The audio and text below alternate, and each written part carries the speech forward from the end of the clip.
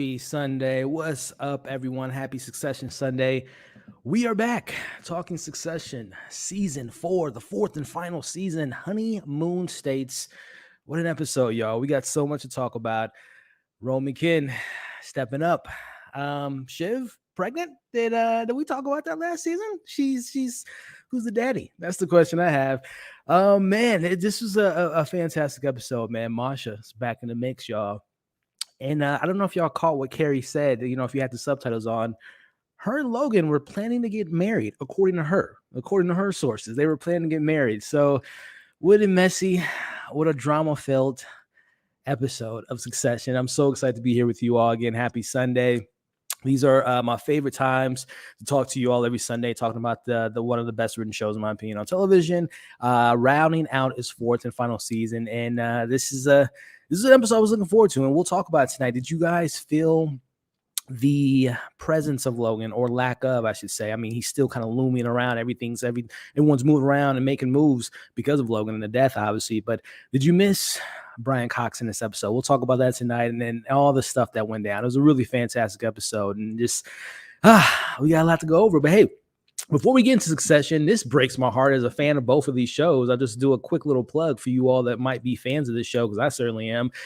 Whoever idea was to have both Succession running and Barry running at the same time, I get it. You want to get as many people on the platform as possible, and what a great back-to-back Succession and Barry. But man, I would have thought it would have been better to have Succession finish his run in the back half of May, and then come a week 2 later and then have Barry. But either way, we are here, and listen, I ain't gonna complain. We eating good as Barry and Succession fans. But just a quick little plug after we are done tonight.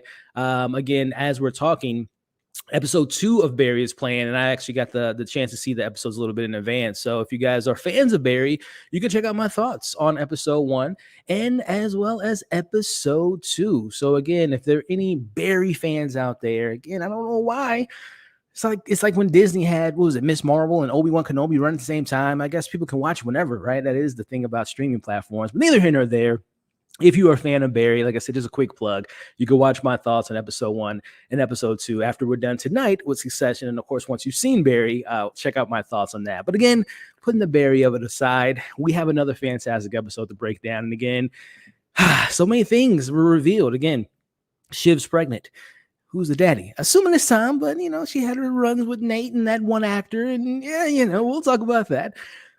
Ken and Roman stepping up as CEO and COO, and Ken being like his daddy at the end of this episode, making a move behind his brother's back. And Shiv is out. She's outside looking in. Will they keep their promise? We'll get into that. And my boy Greg. Oh my goodness, Greg. Can we just get the spinoff announcement, HBO? Can you give my boy Greg a spinoff announcement? Him weaseling himself around throughout this episode, and the whole moment with the addendum. Hey, my name's on the sheet. We'll get into all that, man. This is just a great episode of Succession, and I'm really excited to break it all down with you all. But let me see who we got in the chat. What time is it? Hey, we're here now. We are live, man. We'll get into Masha getting back into the mix, y'all. It's definitely messy. Logan and Roman are screwed. Do you mean Ken on that one, Maddie? I assume you meant Kent there. But man, so much going on. This is getting juicy. Yes, it was.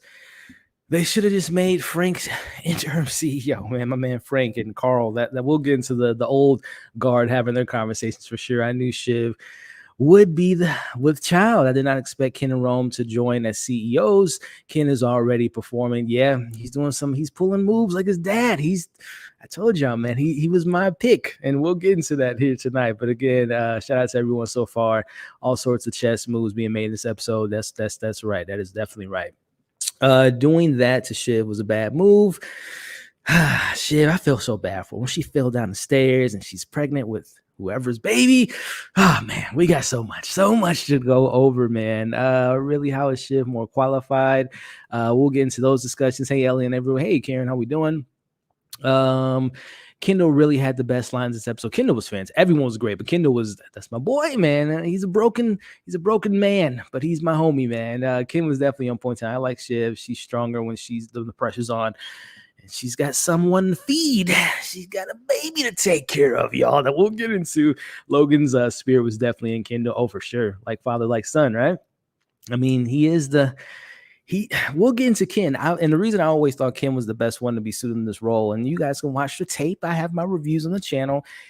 He has that dog in him, not as much as Kendall or as Logan, his father, but more so than Shiv and more so than Rome. I mean, again, just think about all the stuff he's done. He was the only one that backstabbed his dad. Go back to season 2, how they, or I should say, how they ended in season 2 when he revealed everything about the cruisers. So he's got that dog in him, y'all. But we'll get into it. I feel like Logan purposely had the document laying around. Good point. Good point. Who doesn't like Greg Corey? That's my question, man. LOL, love, NoHo Hank. Yeah, again, not to take too much away from our Succession discussion tonight, but Barry is premiering tonight, and I can't wait to talk to you all about it. That'll watch Barry because it was 2 great episodes tonight. 72 votes on the board. That's a good question. All right, y'all. So again, shout out to every 66 of you all that's watching live. Again, I know tonight Barry's on. I've never seen an episode of it, but I know Love is Blind is a very popular show, and I believe they're having a live reunion, or I was on Twitter for a little bit as I was watching Succession. It was on, it wasn't on. I don't know. I don't watch the show, but I know there's a lot of things you guys can be doing right now. But the fact that you all are joining me, I really, really do appreciate it. And for everyone that's been watching these after shows in these last 4 weeks, it means a lot to me. So with that being said, y'all, let's just jump right into my thoughts. And again, if this is your first time tuning in, I appreciate you. If you could, just hit the thumbs up, share. We're live, y'all. So leave your thoughts in the comments. I'll try to get to them as often as I can. It's easier when they're and not promoting super chats, but it's easier when you guys have like a super chat. I can see it, pop it up and answer your question and whatnot. But yeah, man, it's going to be a fun time, and I really appreciate y'all. And we're going to do the damn thing. We'll have a good time tonight. So with that, again, if this is your first time tuning in, I always like to break these up into my actual reviews. So if you see me having like these long spells, it's because I'm doing the breakdown, then I'll pause and get into the chat. But if you guys know how we do it. If this is the 4th week here, you know how we do it here. But anyway, I'm going to do my intro. And then we're going to get into tonight's discussion. And then I'll, like I said, break in between different sections. And when we get towards the end of the breakdown, I have to make it a little bit more clear that the stream isn't ending. It's just my breakdown is ending. Then I'll answer, any final questions you guys have when we get to that portion of tonight's live stream. But yeah, let's get into it, y'all. Let's get into it. So with that being said, welcome everyone to tonight's discussion for Succession Season 4, Episode 4, which you can see below me here, was titled The Honeymoon States. And man, honeymoon stages of our kids working together, and it's starting to look a little not as stable as it was a couple weeks ago, because man, we learned some things in this episode. Number one, Ken and Roman working together, CEO, COO. What does that mean for Shiv? Well, Shiv's in the background, and they made promises to her. We're going to see if those promises will be kept. But more importantly, talking about Shiv, there's a baby in the oven, y'all. But my question is it Tom's? Can we just assume that it's Tom's baby? Because, again, we know Shiv with her relationship with Nate, with that actor in season 2, and their different entanglements. I mean, we don't know. We'll get into that tonight. And Greg doing his Greg thing with his addendum, his name on the sheet, on the wheel, I should say, of Logan. And speaking of Logan, let me know in the comments now. Did you miss Brian Cox as far as his physically being on the show? Of course, his presence was still very much so in this episode. But did you guys miss him? I did, but we'll get into that. But let me know your thoughts on that. And how do you feel about Shiv being kind of left out, and Marsha of it all, and Carrie? We'll talk about Carrie tonight, because I don't know if you guys had the subtitles on, but she told Roman when she dropped her bag, we were making arrangements. We were talking about getting married. Was it true? Y'all know how I feel about Logan and Carrie might have their own baby coming, but look, we got a lot to discuss. But before we get into it, hit the thumbs up if you guys are having a good time. If you enjoyed tonight's discussion, and of course enjoyed the episode, share the video, and of course leave your thoughts in the comment section. If this is your first time watching one of the videos, consider subscribing. We talk Succession, we talk Barry, we talk all things HBO, Disney, Marvel, you name it. We have a good time here. So with that, let's get into the discussion, y'all. Starting off with our opening scenes. And I love how they set it up. Who's the first person they showed us in tonight's episode? It was Ken, who was sad and upset, reasonably so. Who was the second person they showed? It was our boy Roman, who seems to be okay. He says he's pre-grieved. He's doing okay, because he says in his head that he's been kind of planning for this day. So, okay, Roman.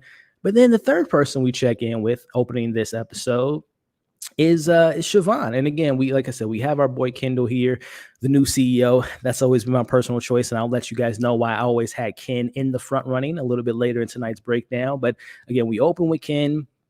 We like I said, we see Rome. He's just moving along like nothing's happened. Again, I don't know if that speaks to him, where he's at with everything. But then, like I said, and again, the order they have it in kind of foreshadowed, I guess, what we're going to see in this episode. But let's talk about it. Shiv, she's kind of thinking about obviously losing her father, everything going on with Tom. But then she gets a call from her doctor. I think her doctor name was Dr. Sharon, if I'm not mistaken. At first, I'm not going to lie to you all. When she was on the call, I thought it was the doctor calling about, the autopsy or what was the cause of Logan's death, which we actually got how he died. We'll talk about that a little bit later. But no, the doctor's calling because, ladies and gentlemen, Siobhan is pregnant with a child. And man, I mean, again, if we go back to season 3, it was either the second to last episode, which I believe it was, where her and Tom were talking about having kids and she was going to freeze her eggs. And again, if we're following the trajectory of the timeline, tonight's episode and the episode I'm talking about, we're no more than 3 or 4 months from season 3 into where we're at now. Because if you guys do know, this season is taking place, like they're days that we're following days. So this is only 4 days into the season. So I guess the conversation between Shiv and Tom is that they were planning on having kids. We would assume that they were having sexual adult things between season 3 and season 4. But then we also know that they were in an open relationship. So the question I have in my notes here is, well, number one, she's 20 weeks out. So that's one thing. I assume that Tom is the dad. I think he's the dad, but then I bring up they were in an entanglement. She had a relationship with Nate. Now, I don't think Nate was involved because we haven't seen him in a while. I believe I saw him in a trailer. So I think Nate's going to pop up sometime this season because we know the presidential thing's going on. And we know that's his lane that he plays in. Then there's just the idea that Shiv was just having a night out of her mingling and sleeping with people, as Tom did as well. So I'm assuming it's Tom's child. But then the other question is, if we're sticking with Tom being the dad, does he know that she's pregnant? Because the way they were maneuvering in this episode, it didn't seem as clear to me that conversation has been had. Yeah. So let me know in the chat, guys. How do you feel about the pregnancy? Will we see the baby by the end of the season? I don't know if that's something that we're going to jump ahead in time, because there were mentions of time in this episode that Kendall and Roman will be temporary CEO and COO for the next 5 to 6 months. I think they might even said 8 months. So will there be like a big time jump sometime soon, and we'll see how things are going on with them? Or again, we're just going to go by, this is 1 day, next episode 5 is 5 days. So I'm very curious on what all comes of that. But again, your thoughts on Siobhan being pregnant. And again, is it Tom's kid? Assuming that it is, does he know about it? Or is it another baby daddy out there? I need to know. I need to talk to y'all. Let me know in the comments, y'all. But moving on, we see Hugo's on the phone with Juliet, and we'll talk about that here in a little bit as we find out that it's his daughter who was the one that leaked the Logan information, was Juliet. And then we get another kind of bomb. Again, this episode was just, it kept coming. It's just like the show does such a great job of, we all know the writing's fantastic, but they throw in these bombs so subtly. It's just like, this is just the facts. This is just live. It's almost like a play. Like everything's happening in live action. Everything's happening in the moment. Like their reactions are genuine, right? It just feels so authentic. But authentic, I don't know if that's the word I would use when I talk about this character here. And that is the return of a character we've been talking about for weeks. Will she appear? Will she come back from her shopping in Milan or whatever she was doing? Well, she's here. She is here. I'm talking about the one and only Masha, y'all. She's back in the building, and she's calm, cool, and collective, and she lets Ken know that her and Logan had a complicated relationship. We all know that, but it was still a very intimate relationship, according to her sources, right? He say, she say. The other guy can't speak for himself because he's dead. But according to her, they spoke every morning. They spoke every afternoon, and then they had intimate conversations at night. For a man that is worth $1 bazillion, that sounds like a long day of communication that I don't think was true. If I'm being honest with you all, I think Mosh is coming up with a couple lies here. I don't think Logan was as friendly on the phone with her morning, noon, and at night, because again, not only is he running a business, but he's getting some business done with another young lady that we'll talk about by the name of Carrie. So I'm very curious on if this is true, that there was still communication between the two, or if Masha, very similar to a lot of these characters right now, they're just scrabbling. They're just running around trying to grab as much as they can right now. And of course, in her eyes, yes, me and Logan were very close. I'm still his wife. So, she's making sure that her name and she's still felt in this family. So I respect it.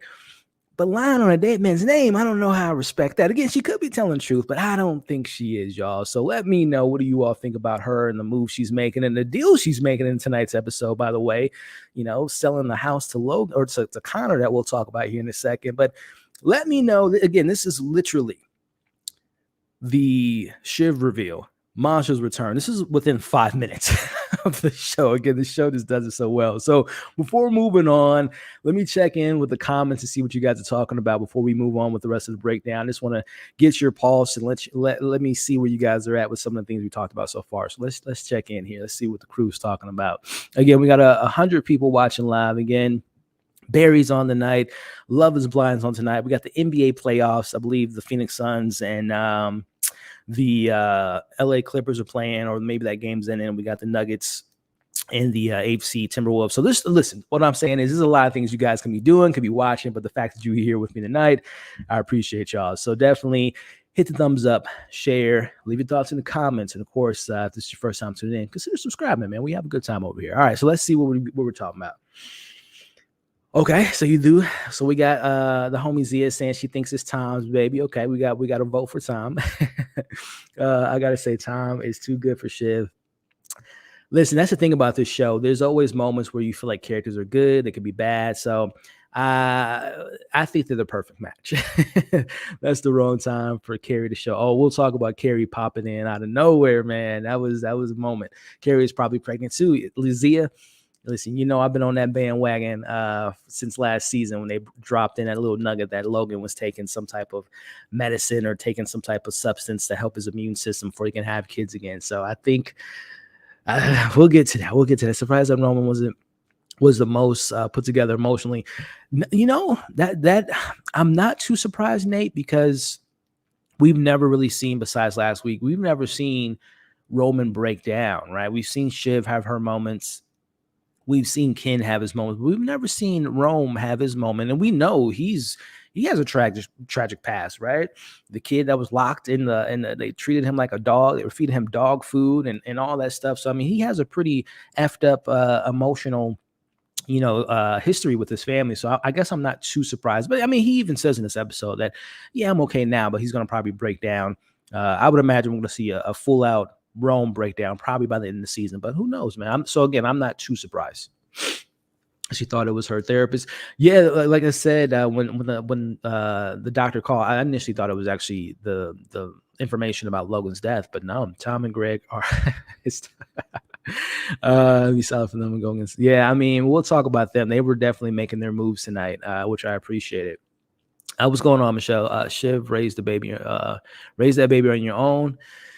That's the way it's looking. I kind of like Ken channeling and Logan while the ghost looms over everything. Yeah, I like that too. Again, if you guys don't know, Ken is my favorite character of the show, and then 1A, 1B being, Greg and, Shiv in the mix. But no, Ken's always been my guy. And I really, we'll get into my thoughts about his decision a little bit later. But yeah, I think they planned the baby, but he doesn't know yet. Okay. So I think I read that earlier that you said it was okay. So anyone else thinks it's that Tom is the baby daddy and he knows or doesn't know? Let me know. I predict the time jump. Yeah, I think so too, Z. I think there's so much on the plate right now with, again, the baby, the business being sold, Ken and Rome being CEO and CEO. So I'm thinking we're gonna get a time jump too, but we'll see. Because right now, like I said, everything so far in the season has been just matter of days that they've been presenting the story. So I don't know, it might be a little jarring to get a big time jump in the middle of a season, but Hell, House of Dragon skipped 10, 15 years at a time, and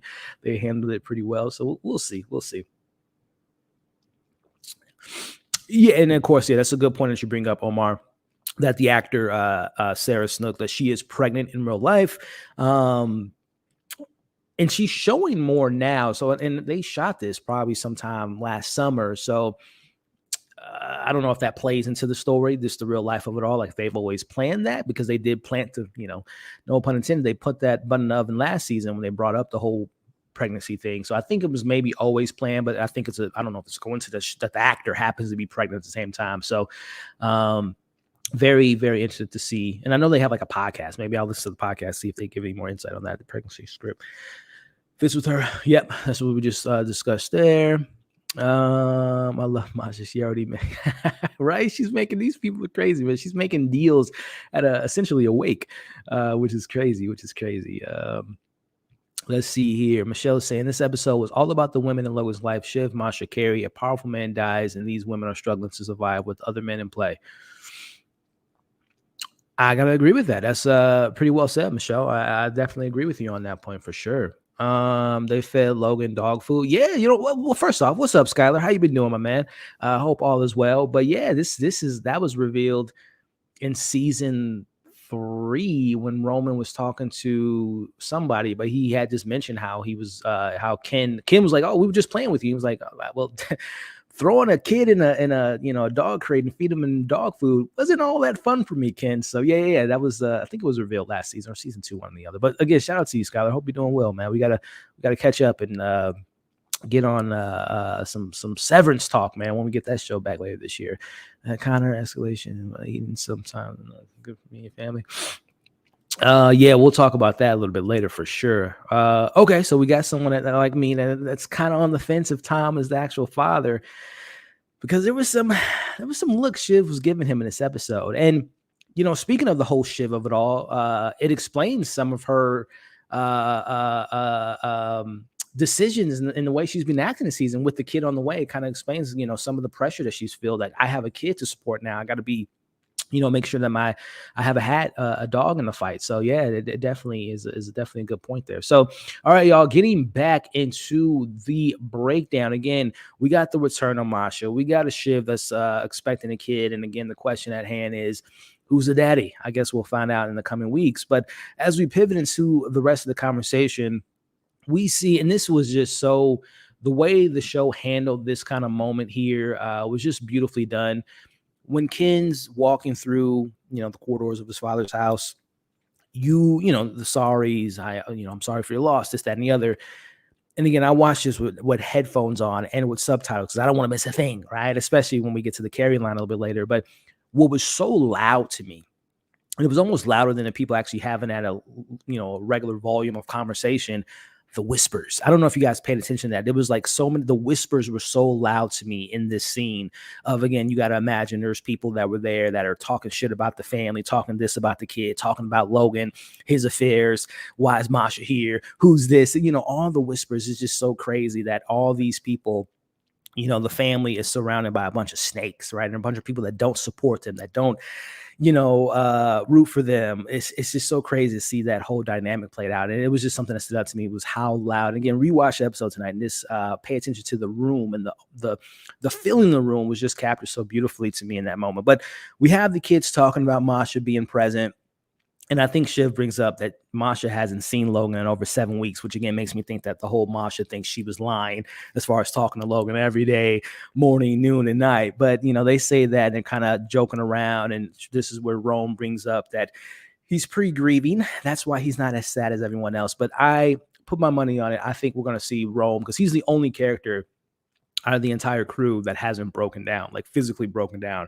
Again, I mentioned it. We've seen Ken have several meltdowns for a lot of different reasons. We've seen Siobhan most recently last week finally have her kind of breakdown, but we've never seen Rome have that moment. But I think that's something that we're going to probably see sooner rather than later. But again, while all that's happening, Ken, he's the one that keeps the kids or keeps the crew in line, as far as we got to keep our eye on the prize. We're grieving, this, that, and the other, but we got to stay focused. And Speaking of focus, Manson calls Rome and they're like, we gotta pump the brakes, and we'll call him here in a little bit. But I gotta shout out my man, and that is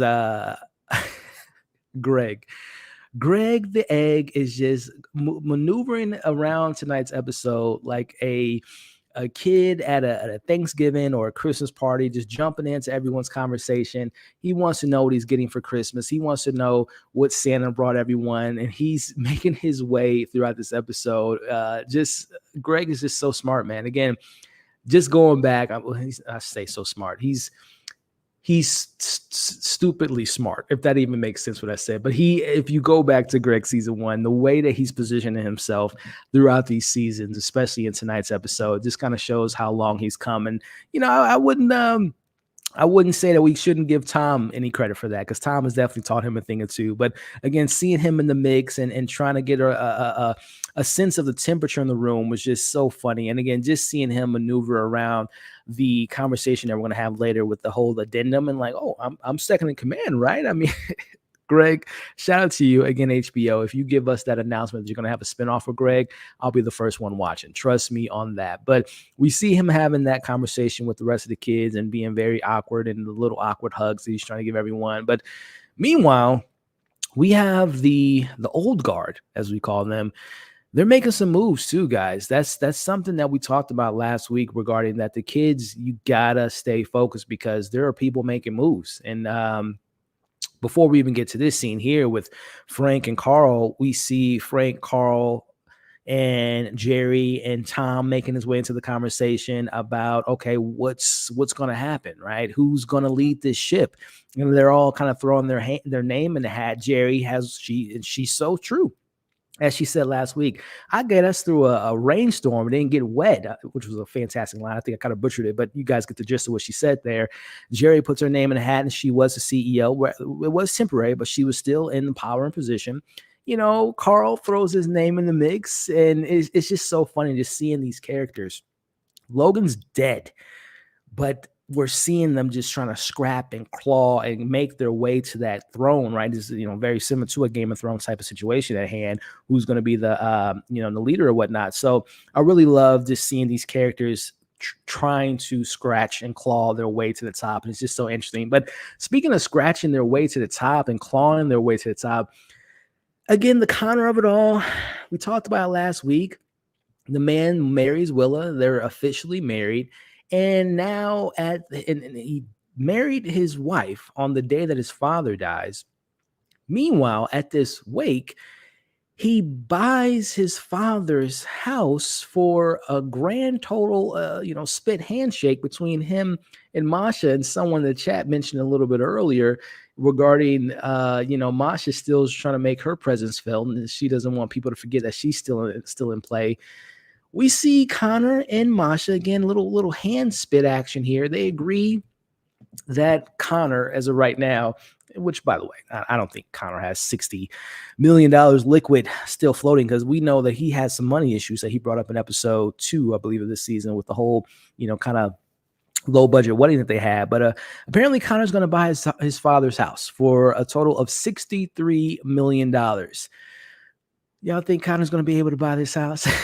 Is what I want to know. And again, I guess this is Masha's and Logan's house, so she could broker a deal. I don't think the kids have anything to do with, if Connor buys a house or not. But still, that to me spoke more to the fact that she's thinking about making a deal on the wake of her father or her husband dying, and the fact that Connor's doing this on the wake of his father dying. It's just a interesting dynamic between those two, and this kind of shows again how disattached these people are when it comes to real emotions. Like who does this in the middle of a wake?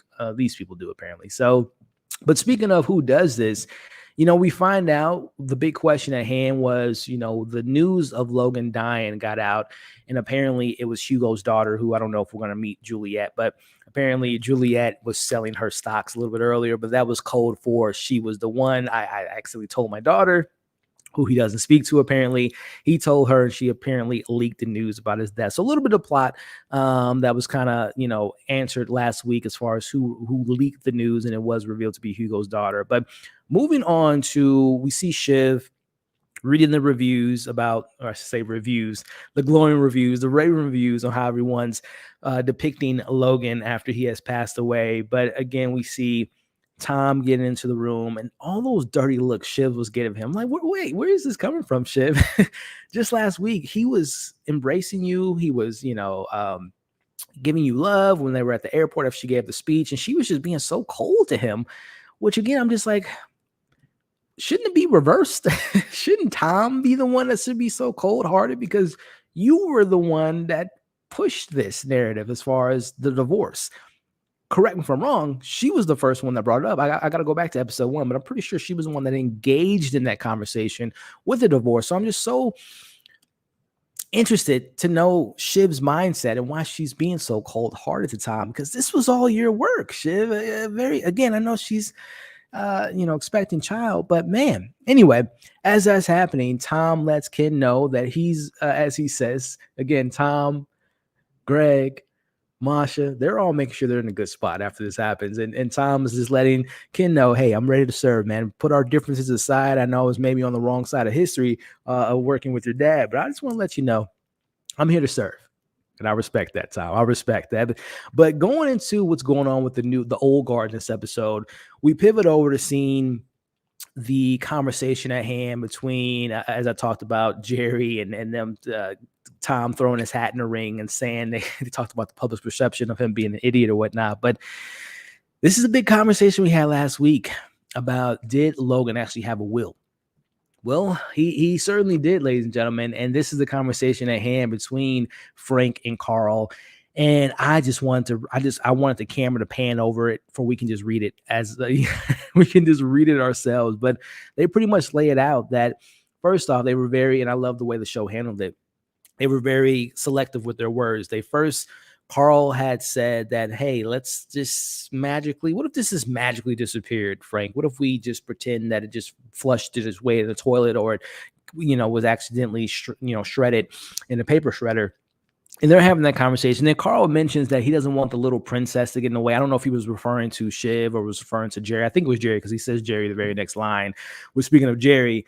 She comes in, and it's the three of them having the conversation. And then they mention, Frank says, read paragraph 3. And I'm like, on the edge of my seat, what does paragraph 3 say? Is it who's going to be in charge? Which we'll get into that conversation here in a second. But as this is all going on, the kids make their way into the room. And again, going back to this first episode of this season, Siobhan, Ken, Rome, they're on the same page. They're working together. They're trying to start their 100 business that was just talked about and kind of forgotten about after the Pierce acquisition came into account. And then the idea of them screwing over their father. So the kids are kind of all over the place. But again, the big thing I want to focus on, they were working together. Well, things change when your name's on the will as taking over as CEO. And ladies and gentlemen, it is a character that I've been rooting for, even though I'm very aware of how broken this person is and some terrible mistakes they have made. One of them being not telling the parents of someone that their son died and he was partially responsible for that. It's a lot of things that Ken has done that makes him a very difficult character to root for, and as well as all the characters on the show. There's a lot of greatness in the show, which is one of the reasons I love it. But ladies and gentlemen, the person at the stand to come in to run the company is the one and only Kendall Roy, the prodigal son, the big screw up. He's the one. Now the question is schematics of it all. This will here is apparently was written over 4 years ago, and there was a pencil addendum, which legally speaking, pencil is not as in the law of the eye isn't as strong holding as something as pen, and also too just the fact that Logan kind of did this secretly. No one knew about it. His attorneys didn't know about it. Frank didn't know about it. It was very secret, very hush hush. But there is a pencil addendum in there, and Frank mentions, and that's where the whole conversation comes at hand. Was his name underlined or was it crossed out? Right, as the conversation comes out, that first off, Shiv and Rome are like, hold on, Sonny boy, this is 4 years ago, and as Frank brings up, there's been many different things that's been happening in the last 4 years. So let's not take too much stock into your name being potentially underlined, or if you ask them, his name was crossed out. And if I'm being honest, I do think Ken's name was crossed out because we all know him and his father had a very interesting relationship, especially in the last few seasons. But nonetheless, the fact that Ken's name was there just speaks volumes. I mean, going back to season 1, episode 1, Ken was supposed to take over the company. We all know that. But then, of course, we know what happened with Logan, and he was sick, and then he came back into the mix, and he took over, and, he screwed over his son, and Shiv was going to take over for a minute. She got screwed over, and we know we're 4 seasons in. But I think, and this is just my personal opinion on it, and let's have that conversation in chat between Ken, Rome, Shiv, and hell, you could throw Connor in the mix. I've always felt that Ken was the one that should take the company over because, as we see in the end of the episode, as we'll talk about, I've always felt that, number one, he had the most experience with the company, as we know. Yes, he can be very irresponsible. He was an alcoholic, a drug addict, a lot of things that take him down a couple notches. But from a business perspective, it just made sense that he could take over the company. But then if we want to bring in the other attributes to him being the leader, he was the only one of the kids that did a Logan move. And I'm not talking about tonight's episode. I'm talking about when what hit the fan, and when Logan was going to sell his son out for the whole cruiser situation, and when he had to sit on that podium to take the fall for his dad and the company, he switched the game up on his own father. And that move to me proved to me that he is a shark. He got that bite in him. He got that dog in him. Yes, it might be a Chihuahua compared to Logan being a Rottweiler, but he has more of a bark to him than I would say Roman, and I would say with Siobhan, as they talk about a little bit later in this episode, she kind of lacks the experience of it all, the business side of it all. But I've always felt as though Kendall, even with his flaws, was the right one in charge. But that's just my thoughts. Again, in the comments, who did you always feel like was the one that should have been in control? Ken, Siobhan, Rome, Connor? Let me know in the chat. But as we see the conversation at hand, Siobhan and Roman aren't really on board with it. More so Siobhan. She was very, very kind of aggressive with it. Reasonably so. Again, she has her reasons why, because she knows more of Ken as far as the personality traits might not be the best suited for a CEO. But again, I got to bring it up again because this guy is just so funny. Greg gets brought into the room, and they mention that his name was also on this will, and it's kind of confusing in regards to the Greg of it all. But the fact that Greg, and again, I'm just speaking to, if you go back to season 1, him at the parks throwing up in his suit, in his outfit, and just the dumb decisions he's made throughout the season. But the fact that he took the opportunity to say, well, wait a minute here. Listen, and also too, before we get to Greg, I do love the line when Siobhan is saying, like, it's, whether it's underlined or your name is crossed out, you and dad weren't on the best of terms. This was 4 years ago. I loved when Ken said, Siobhan, well, your name was nowhere to be found on this paper regarding that. So it shut her up. I love that line. I love when the siblings are bickering. But Greg, man, he comes in, he's an opportunist. He comes and say, wait a minute. And they're poking fun of him. And he's like, does that mean that he wanted me to be second in command to Kendall?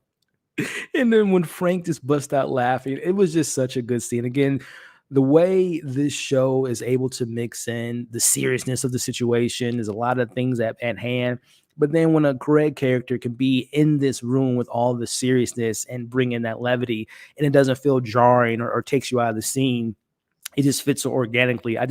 He's just my best. He's just the best. He's just awesome. I love him so much, man. He's so funny. But before we move on, man, I've been talking a lot here. Let me get back into the chat and see what you guys are talking about so far with everything we've been breaking down. So let me catch up to the chat here. And again, we've gotten 127 of you all watching, and I can't thank you enough. If you guys are having a good time, because I certainly am, hit the thumbs up. Hit the share button. Continue to leave your thoughts in the comments. And if this is your first time tuning in, consider subscribing, man. We have a good old time over here at MovieFiles. So, all right, let me see where I last left off at. Let's see. Let's see what Michelle was talking about this episode. Oh yeah, okay. So that's where I was left. Okay, awesome. So I think I was close. Yes, I agree with you. Please get the likes up. I would appreciate it. All right, let's see. Deloria is like the uncle to if you're referring to John, if you're referring to Frank, he is the godfather of Kendall. And Jerry's the godmother of Siobhan, and I don't know who, maybe Carl's the godfather of Roman, but I do know that Frank and Kendall are close because that's his godfather. That's what I was saying, Nate. It's a little thing, man, but it spoke volumes to me, right? How you just heard, it was so. And I think they did that intentionally, like probably in ADR post production, that they made sure that the whispers were so loud that it spoke so loudly to me. I love that scene. Shiv hates Tom. I agree, but she might be codependent. Nate, Maddie, it's a good point you bring up, man. I just think that she's still so shell shocked that he's, I guess, maybe not like crawling on the floor begging for her to take him back, and just the way he's handled it all, maybe it's just throwing her off. And maybe in hearts of hearts, maybe she loves Tom more than she wants to admit it, man, if I'm being honest with you, Maddie. Siobhan always been so disattached to showing her more vulnerable, a more compassionate side, that I think that she's now kind of realizing that she might have had a good thing, right? I don't know too many, well, there's a lot of men that probably will cut that deal, right? Where you marry into a rich family and your wife comes to you in your wedding night and say, hey, by the way, those vows that we said earlier, forget them. We can have fun, right? I mean, there's a lot of people that might take that deal, but the people that really want love out there, that's a hard pill to swallow. But I think she's probably realizing that it's a lot going on right now, right, Maddie? She just lost her dad. She's potentially going to get a divorce. She's maybe thinking about the idea of being a single mother. So I think it's a lot of her plate right now, man. But I still can't put my finger on exactly why she's giving so much hate to him right now is my biggest thing. We need Greg's. Yeah, I mean, that's a great point, John. Where was Edwin? Is that his name? Edwin? As you're referring to, Greg's grandfather, which is the brother of Logan. He wasn't even at the wake. I'm assuming we're gonna have like an actual, like probably a funeral. He might be there, but I was very surprised, John, that he was not in tonight's episode. But with this being the final episode, I'm pretty sure we're gonna get all those different characters popping up somewhere somehow. But that's a good point, John, that you bring up, that he wasn't at least in at tonight's episode. Lori's saying, so was it underlined or crossed out? Sorry if I'm. Oh no, you're fine. We just had to. It was crossed out. It was crossed out, Lori. I think again we know the relationship between Kendall and his dad. So he might have crossed his name out in season 2 when he threw his dad under the bus. He might have did that before he died. I mean, who knows? I mean, they said it was 4 years ago, but I'm pretty confident saying it was crossed out. But the fact that his name was there speaks louder to me than anything. Let's see. What Scott is saying, Jerry is the Ice Cube of the whole squad. I could dance again, man. Bars, Skylar. That line was so fire last week. She's right. Logan didn't give her enough credit. Yeah, she was the underdog. She kept a lot of things. She kept them afloat during some tough times. Let's see here. Oh, my man B. Avery. What's up, Brandon? For any of my movie fans, TV fans of Marvel, DC, Star Wars, martial arts, you name it, this man covers it. So definitely check him out. Brandon saying this guy is going live and premiering a video at the same time. Please. Yeah, man. Appreciate it, Brandon. Yes, as Brandon's referring to, as I talked about up top, damn the HBO executives that made the decision to have Succession and Barry run at the same time. But I did get that opportunity to see the episodes a little bit early. So I do have my Barry reviews for episode 1 and 2 that premiered, as Brandon said, as we're live right now. So yes, I am 2 places at one time. Shout out to Brandon with the super chat. And shout out to Brandon also too, man. He launched his new show every Sunday, which is his he covers a lot of comic book stuff on Sundays, and then he's going to have another day in the week where he's covering all different movie and TV news. So he's doing big things, man. So shout out to B. Avery, man, showing some love, and shout out to you, man. Shout out to you. All right, y'all. So let's pivot back over. She's mind's all over the place. I don't blame her for being cold, complicated feeling about parents, motherhood, business, marriage. It's again, yeah, yeah, Nate. I'm on the same wavelength with you, man. It's a lot on her plate, as is with a lot of other characters, but definitely something to take notice is how much, especially with the whole baby of it all, definitely complicates things. So definitely agree with you there, my friend. Let me get to one more comment, and then we'll get back into the discussion. Ego, man. That's all I gotta say about that is the ego, man. It's a lot of egos in this family, and it's hard to stick together. Especially, I mean, the way Logan raised them, man, is this.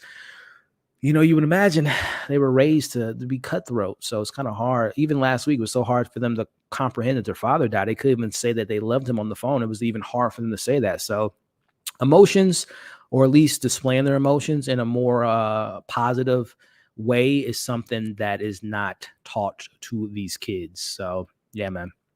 All right, y'all. So where do we leave off at? We talked about the Greg of it all coming to the situation and Ken's questions. Okay.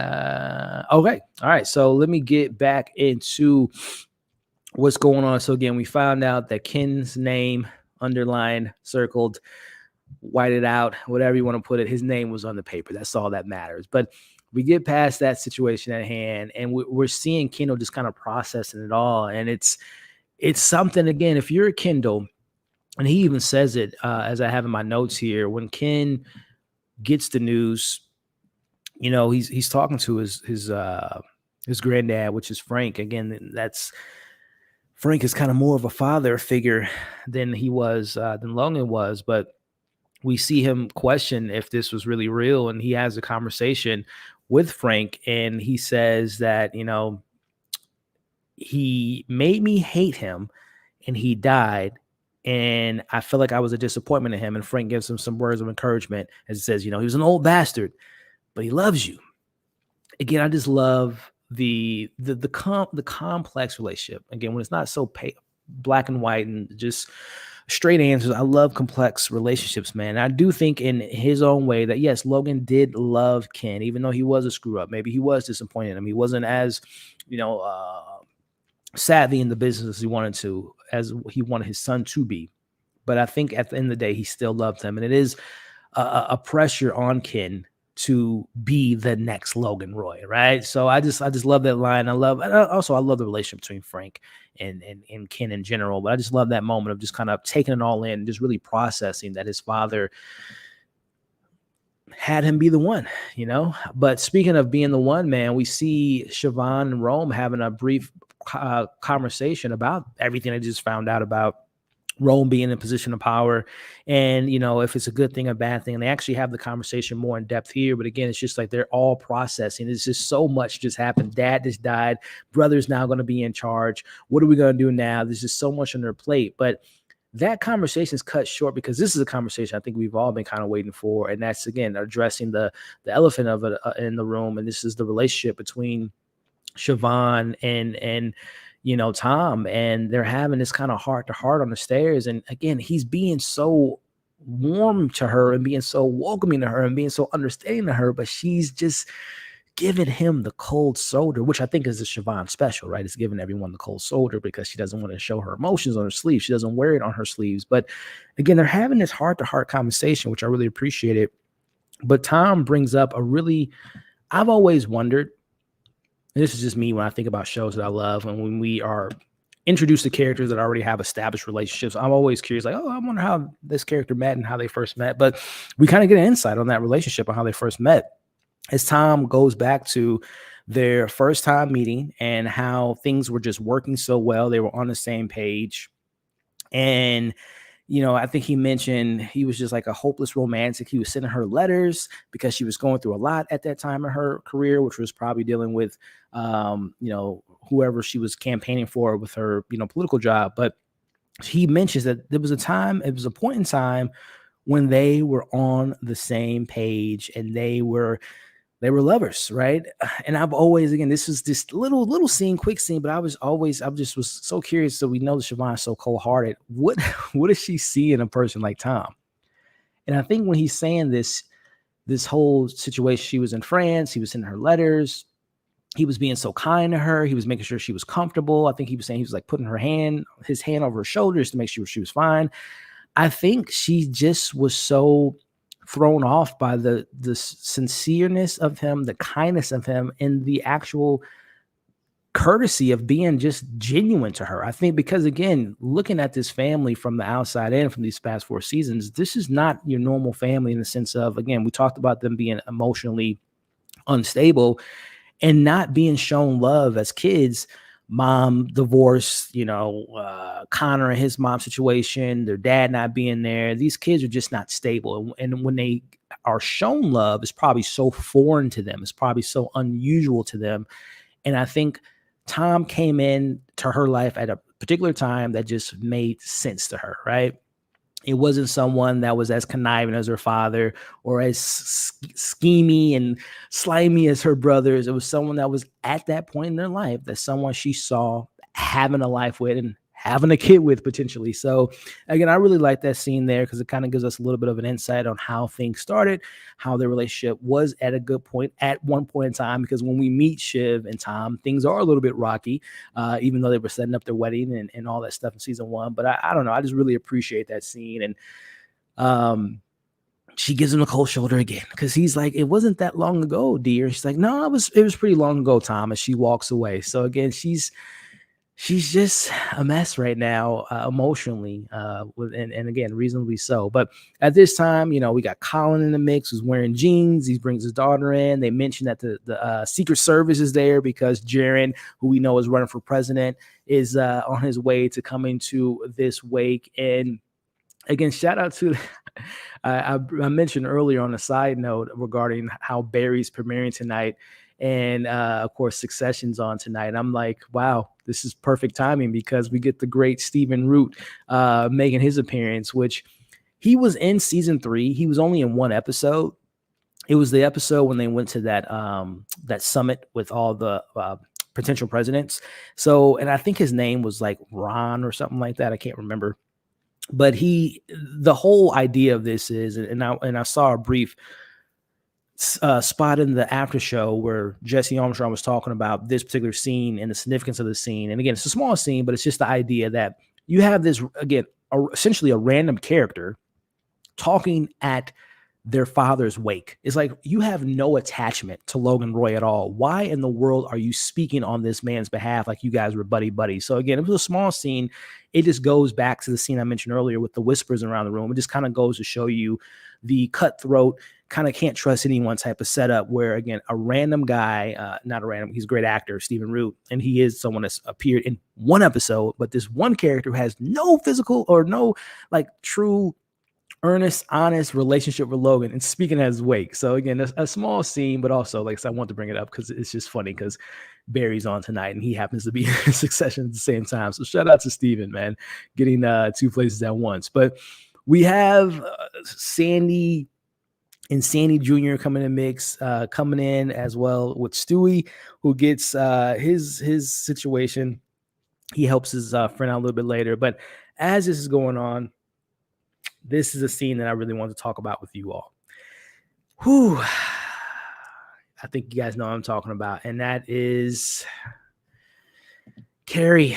Carrie comes to the wake, and the way she was treated was question for everyone watching live and everyone watching the breakdown. Did you all feel bad how Carrie was treated in tonight's episode? Because as she's there, clearly Masha knew about the relationship between her and Kendall, or her and Logan, right? Clear as day, because she's telling Colin and telling the other security guards, get her in or out, get her out of the back door. We don't want her to make a scene. She's clearly uninvited. But the most surprising part of this to me was, and this is something I think we've never seen before, and that was the kindness from Roman. That completely caught me off guard because we know Roman to be very almost what Greg was doing, because Greg was kind of being a little mean spirited towards Carrie at this point. He's just laughing. Oh, here comes the waterworks. Oh, here she's making a scene. I'm like, Greg, bro, calm down. They be rubbing off on you too much, man. But I was surprised by how nice Roman was being to her at this point, especially all the jokes that he makes about her sleeping with her dad and all that stuff. But he was being pretty kind to her. But the point that I want to bring up, and again, I don't know if you guys saw this or if you watch it with subtitles, but I certainly do because my hearing is terrible at my age. So I literally watch everything with subtitles. So I'm going to try to bring up the subtitles here. Yeah, here it is here. So I don't know if you guys heard her because she was kind of, at a lower tone, but I have it on subtitles, as you guys can see on the screen now. As she drops her bag, which, by the way, when her bag dropped, I thought it was going to be like a pregnancy test in the bag. Like, oh no, she is pregnant, which I still think there's something there. But more importantly, she whispers to Roman, as you guys can see on the screen now, we were talking about getting married. And then she goes on to say that he had other arrangements. Can you make sure she's, very emotional? And again, the whole theme of this episode is, what do these people do after their king has fallen, is dead? And we're watching everyone just scramble around. So Carrie, do you all think that this is true? That Carrie and Logan were gonna marry each other? And again, we never saw Logan get like intimate really with no one. I can't think of any character that you can tell that he really emotionally cared for. We never saw Logan and Carrie like that emotionally attached. Not saying it's not true, and of course they made it very clear that they were sleeping together throughout the last season, this season. But do you all think that Logan was gonna marry Carrie? Like, this is an actual common pillow talk, right?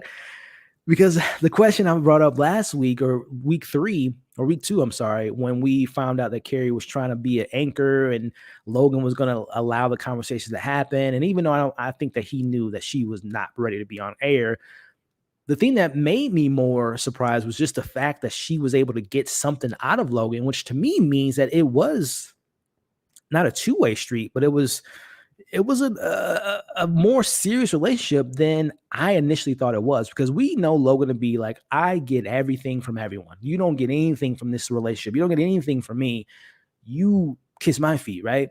So the fact that Carrie was able to maneuver her way into maybe being on air, even the fact that she was able to get audition, right, and to cut the line per se, speaks volumes to me that maybe there was talk about Logan marrying Carrie. And again, going back to season 3 with the whole him taking whatever immune juices to potentially have a kid.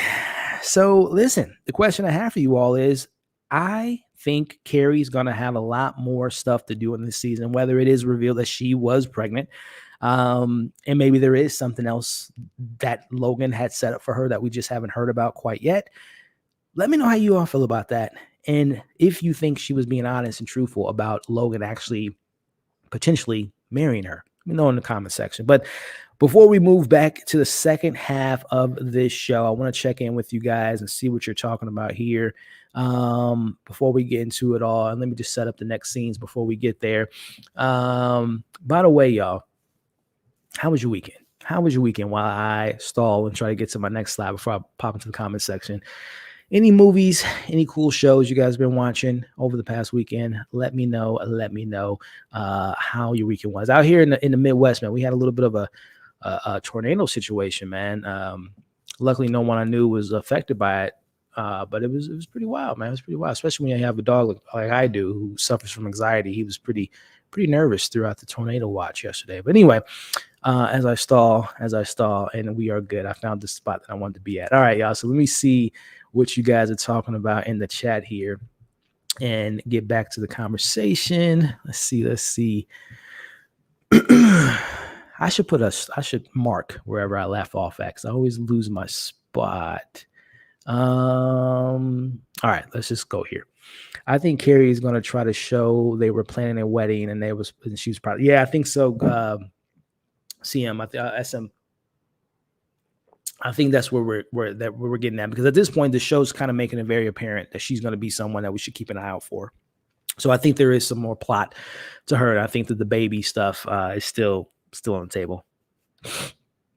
I think that's the last we see. Okay, unless she hooks up with I mean, Roman did show her some kindness there, but I don't think there's going to be a hookup there. But I don't know, man. We'll see. I have a feeling that we haven't seen the last of her.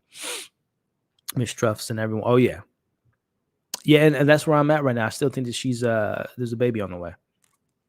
And again, goes back to our earlier conversation. Are we going to get a time jump, to establish something like that? One of my favorite lines, Shiv asking Ken and Rome to make. Oh yeah, we'll get to that here in a second about when they make the promise that they're not going to screw her over. Yeah, I like that a lot. It's sad because Ken was never meant to be another Logan. He's too sweet, too empathetic. I don't know, Skyler. He was meant to work for some non-for-profit, not a big media, and Logan took that from him. I mean, I hear what you're saying, man, but it's just too many moves, so many backstabbing moves I've seen Ken do to say that he wasn't meant to be in this position. Again, going back to season 1 with the whole waiter of it all, like the fact that he just let it be, taken care of by dad, just kind of shows his more conniving side to him. So, but I hear what you're saying, man. I hear what you're saying. Let's see. Tom betrays Shiv. It's not going to take her. Tom betrayed. How did he betray Shiv? It's going to take her a minute to move. Betrayed her? How did he betray her? What? Help me out. Michelle, how did Tom betray Shiv? I think it's the other way around, but correct me if I'm wrong. Oh, you're talking about, okay. My apologies. You're referring to season 3 betrayal, the season finale when he went behind her back. I got you. But then I one-up you about, she betrayed him on their wedding night, saying we're going to have an open relationship the night that they get married. After they get married, and other examples. But no, I know what you're saying. The season 3 finale. I know what you mean. I got you. Let's see.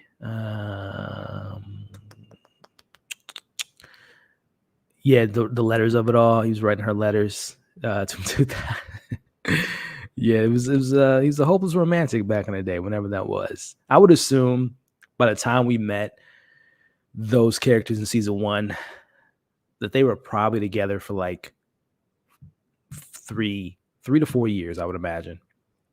At minimum. Let's see. Nate was saying Shiv legit doesn't know how to show or receive love. Both her parents are a-holes, and I feel bad for Tom, but I know she loves him in her own way. Yeah, and well said, man. Like I said, these kids are just emotionally broken. They don't really know how to react to like natural or organic love without complications, or what can I get out of this type of situation. Not a family guy. He's a vicious guy. Where's his family? They're alive. He goes to his own family because he's asserted himself in the company. Yeah, I think we met his family like once, and I think that was when they got married in season 1. He comes from a rich family, but I mean he has bigger fish to fry. Like his family has nothing on obviously the Roy family, but yeah. Nope, she deserves it. Let's see. I would assume you're referring to the Carrie of it all. If you feel bad for her, I think the note on the paper was Carrie. Oh, you're talking about like the written addendums. Interesting. I mean, if she's doing that, she got a lot of power, don't she? I do not want to see her. I do not want to see her in those bangs anymore this season. Logan was just pillow talking. I don't know, Z. I think we're gonna see her again. Her and those bangs will return. We'll see. This might be. I mean, you guys might be right. This might be the last time we see her, but I don't know. I got a feeling that she's gonna muck up some stuff here soon. We'll see. Yeah, and that's the thing. I think that the baby angle of it all will be something to be revealed potentially in this season, but we'll see. All right, y'all. So great stuff, man. Again, I appreciate y'all. You guys leave some great comments, and I just love talking to you guys about this show. So moving on. So again, the big question at hand was, I know some people in the comment section last week was talking about the death of Logan, and some people thought that it was going to be maybe, again, we love murder mysteries. We love a good mystery of a show. I know some people were mentioning maybe Carrie killed him, maybe she poisoned him, maybe this, that, and the other. But what Ken tells Stewie here is that from what I remember, I think he said it was a result of Logan died because it was a blood clot. I can't remember the medical term that he used, but I'm pretty sure it was like from when he said it, I like immediately Googled it, and I remember when I looked it up, it was like a blockage in his lungs or like a blood clot in his lungs. So natural causes, you can say. Nothing too crazy. No one poisoned him. Again, it's a lot of Game of Thrones connections. No one poisoned Joffrey. Nothing of that sorts. He was just old and not well, and just kind of died of of a situation of a blood clot, a simple blood clot. But in the conversation here, we see Ken is, being, and the whole Ken and Stewie relationship has always been so complicated, and all these relationships are complicated, but he wants to have a friend at this point. He hugs Stewie, and Stewie embraces him, and they have a bit of a heart to heart in regards to, Stu's like playing the game as they all do. What am I going to get out of this, Kendall? If we know Ken or Stewie has skin in the game. He is on the board, and Ken's name is on the table. And when the board is brought to the table, will you back me up? And again, Stewie's like, well, what do I get out of this? He said, man, can you just be a friend? I'm grieving. My dad died. And they cut it pretty quickly. I wanted to hear the response from Stewie, but we find out what Stewie's response was here in a second. But I do appreciate, because Stewie's always conniving, always looking for the next deal, always doing stuff, a little bit. He's not a friend. If this is a friend, this is a friend in the most Roy way, because man, he is just someone you can never trust. But he finally backed him up. Well, he backed him up in season 1, but obviously he was on the right side of history when Ken was initially trying to get one over on his father. But I do appreciate that moment when we see with him a little bit later. But, a moment that I do also appreciate is when Ken just finally says, enough is enough, guys. We gotta talk chop. The kids are kind of playing around and joking about who's at the funeral or the wake and making fun of Willa's mom. And Ken's like, listen, God damn it, we got to talk. We got to have this conversation, and the conversations had between the siblings. And it's a conversation that I think Ken and Rome were dominating the conversation. Ken brings up, just put it all out there, man. Let me know how you guys feel about the play at hand, about me taking the lead. And Rome's one of the, Siobhan is obviously the one that kind of speaks up first. Like, yeah, I'm not down with it, man. This whole thing, they acknowledged the fact that the three of them doing the business was a good thing. It was really working. And we were going to plan on doing our own thing. So like, can we just stick on that plan? And, Siobhan says that, and Rome throws in his 2 cents of the matter. And he says, it doesn't look good, bro. I'm not going to lie. I don't think you being the king of the hill is the best move that we can make right now. So then, Ken plays the room. He reads the room. Okay, it's 2 against 1. I need one of you guys to be on my side. So then he plays into the hand, because right now Siobhan's playing tough. She is not bending as easily as he would hope her to. So he's like, okay, let me go to my little brother, who, we know how Rome is easily kind of finds his way into situations. As Rome was like, yeah, bro, I don't think it's a good idea. But, I was COO at one point, and the 2 of us, maybe we can get that conversation again. And he's like, yeah, bro, I think we can do that. And Siobhan's like, hold the front door. Where do I fit into this equation? Because I think they mentioned that three of them looks kind of wonky, right? And this is where Siobhan's kind of pushed her backs against the wall, man. And it's 2 against 1. It was once her, she was in the lead with her and Rome, and now Rome's switching sides. So it's this, she's feeling kind of left out.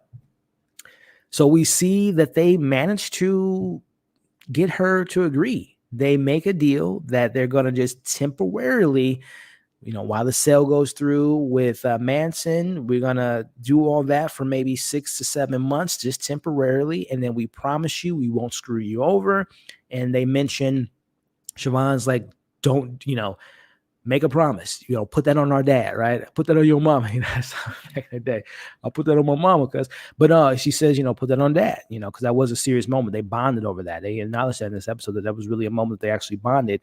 So she agrees to let them temporarily, Ken be the CEO and Rome be the COO. And this is where our crew, our kids, all grown up, for now, are going to the old guards and tell them that this is the decision that we're going to go with. And we see, by the way, again, Greg, I can't, at this point, it's just like whenever he's on screen, I just prepare myself to laugh because he always delivers on a laugh. As they make the announcements, the crowd's going wild, and Greg's in the background saying, "Long live the king! Long live the king!" I love that. And even prior to that, going back a couple steps here and a couple scenes again, acknowledging that Stewie, he did keep his word. He did back Ken up in the room while the conversation is being had that Ken and Rome will be CEO and COO. But again, I love the moment there with Roman. But man, I tell you what, bro, I am not one to necessarily to be mean to this character that I love, and that's Siobhan. I felt so bad for her when she is, she sees. I can't remember the characters, but she sees someone laughing. I think it was Stewie and the guy that used to run the anchor at ATN, the Raven or something that they used to call him. They're laughing, but she's just like, "Stop laughing. This isn't a comedy show." She's walking through the room and then she falls, man. I don't know, man. I feel so bad. But then again, I want to bring to the table that who was the first one. I mean, literally, I would play it, but I don't want HBO to pull the stream. But literally, Tom runs over to his soon-to-be ex-wife, potentially the mother of his child. He runs over. "Are you okay? Are you okay?" And again, Siobhan's like, "Get off me. I'm fine. Stop laughing." And I don't know, man. It was an embarrassing moment for her because, number one, she just got booted out of any position of power temporarily between her and her brothers. She lost her dad.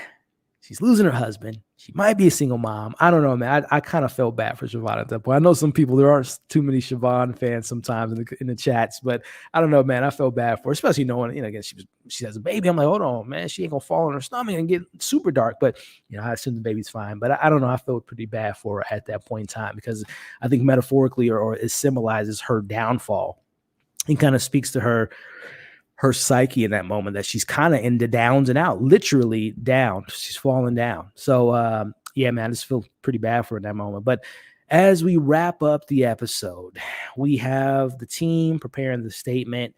And again, this is where Logan's presence is very much looming because we literally have a scene when they go into one of his offices and there's the empty chair. And who's the king right now? Right now is Ken and Carolina and Hugo. Again, they're just doing the jobs. It's not an easy one, but the proposition at hand is, okay, it's PR time. We got to make this look good. We got the markets open on Monday. We got to have an image control. And it's their suggestion that right now, you guys, it looks like the competence is in question. The intellect is in question. So their idea is to put all that kind of negative light on them and shining on their dead father. Ooh, this business that they're in is cold-blooded. So they suggest that the idea is to make Logan look like a puppet. Make the great Logan Roy look like he was being a puppet controlled by his kids and that he was kind of on the ends of his reign, of his prime. And they mention, we can bring in the Connor mom situation being in the skits, being in the nut house. We can bring in the Carrie situation. And we see immediately, it's pushed back, which I respect Roman and Ken for the moment, saying, no, our dad just died. We're not about to make him look bad. And I want you guys to pay attention to, again, the person that initially says it is Roman. Roman's the first one that says, no, we're not doing that. And Ken's just like, well, he doesn't say, wait a minute, bro. He reads his brother. He says, yeah, we're not going to do that. Playing face, playing game for the moment. Yeah, we're not going to do that. We want to respect our dad, respect our honors. But I have in my notes here, what would Logan do? What would Logan have done in a situation with acronyms WWLHD? What would Logan have done? Well, he sure wouldn't have played possum. He sure would have never laid over, showed his belly. He's a shark. He's a monster. He's that guy. He's him, right? And who's going to be the new him?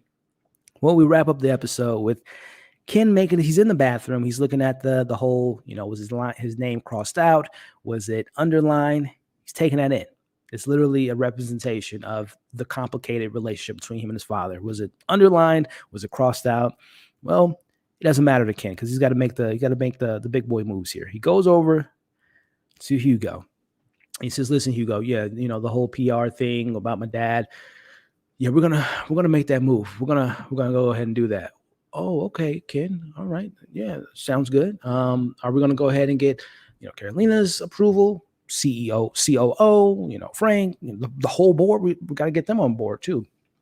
Ken looks at him and says, "Hugo, no, I'm good. I'm the CEO.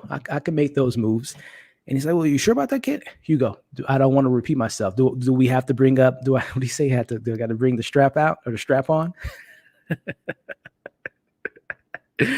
Go ahead and make the move, make the play, without his brother's consent, without the other board members' consent. This is Kendall embracing his father. This is Kendall making that Logan move with the smile. Let me see if I can get the screenshot of him at the very end here when he's looking at Hugo. I'm like, yeah, that's the move. Boy, the apple doesn't fall too far from the tree, y'all. Look at Logan Jr. looking 40 years younger, new hairstyle. You know what I'm saying? Look at Logan Jr. on here, guys. That's my boy Ken. Oh man, that's a Logan move, y'all. That is a Logan move. The big question I asked up top is, did you feel the absence of Logan in tonight's episode? I think not, because he's here on the screen now. Not as cutthroat, obviously, but yeah, man, Logan 2.0. Ken willing to throw his dad on the bus literally hours after he, a day or so after he died. I think he'll make his dad proud. Because I go back to season 2's finale when Ken threw his dad on the bus with the whole cruise situation. Go back to that season finale. What did Logan do? He smiled. He wasn't pissed off or mad or throwing a hissy fit. He smiled and said, "That's my boy. That's my boy." He did listen. Those ears were open. He did pay attention to those moves. You got to listen, you don't become a Logan Roy or any, person of this stature without breaking some, what was the Greg line? Can't make a Greg leg without breaking a couple, or can't make an omelet without breaking a couple Greg legs or whatever he said. But no, seriously, you can't play by the rules. You got to get your hands dirty. And that's a pretty dirty move by Ken. So what a fantastic episode. I think it carried the weight over from losing a character so pivotal to the show like Logan.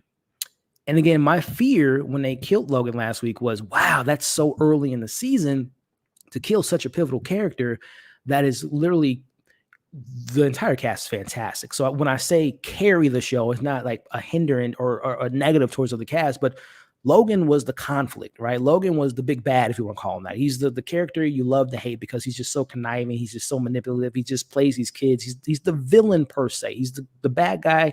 You might not root for him, but you love him because he brings so much chaos to the show. So how is this show going to handle losing such a big character like that? This is how. Is continuing his legacy through his kids. Literally, Succession, Kendall being that next version of him and making those moves that Logan would have made. So I loved it, man. And I love the whole thing at play with Siobhan and her mindset. She has to look out for herself and now her baby. The whole time of it all, keeping the secret from him, if he is indeed even the father. My boy Greg, making sure that he's in play. The Carrie situation that we talked about and Logan, Masha of it all, how that's going to play out. And Roman and Kendall, with this recent move that Ken made, are they going to be on the same page moving forward? Will Roman understand the move? Will he immediately just feel bad for going into business with his brother? There's so much at play. And again, if you guys saw the trailer for next week, it looks fantastic. We're going to be actually getting, finally, Alexander Skarsgård is going to make his appearance as Lucas Madsen in the episode. And it seems like they said that he's in a retreat right now. And I think we're gonna see if he's gonna take the deal. And the way that the trailer cuts it, he might have a whole nother deal in mind. So I'm a big Alexander Skarsgård fan. I love that he's a part of this show and what he means to the show. And I'm just really excited to see what episode 5 has for us next week. So that is the end of the breakdown portion of the video. We are still going to be live. Again, if you are watching the breakdown, join us every Sunday right after the episode where we break it down, have a good time, take some questions, answer some questions, have some laughs and all that good stuff. So this is, again, the breakdown portion of the video that we will be ending. So again, if you appreciate the breakdown, hit the thumbs up, share, leave your thoughts in the comments of everything we talked about, and of course, subscribe to the channel. We'll catch you guys in the next breakdown. So that's the breakdown portion. We're still live, so don't head off, of course, unless you got to go to bed because you got to go to work tomorrow. But we're still going to go live for like another, let's say, 10 to 15 minutes. So I'm going to go to the comment section here and see what you guys have been talking about as we wrap things up. But leave all your final thoughts and your predictions. And, of course, what we do every week is put our scores in the comment section. So as you guys are doing that, put your scores in the comments, put your theories in the comments, your predictions. And I always forget to bring it up. I know we've done it in a couple of weeks, but I didn't do it last week because it was just such an emotional episode. Who was tonight's MVP? Who got that award for you tonight? Let me know that in the chat. So I'm going to give you guys some time to do that as I catch up with the chat and see what you guys have been talking about. Yeah, we talked about that. I'm definitely in that camp there. Why would he not work? Yeah, when Tom and Greg were going back and forth with the jokes, that was just so damn funny. Stu don't play about his business. Yeah, that's what. Yeah, Stu definitely is about his business, but I appreciate him being like an actual human being in this episode. Melissa saying, did Shiv's fall down the stairs seem?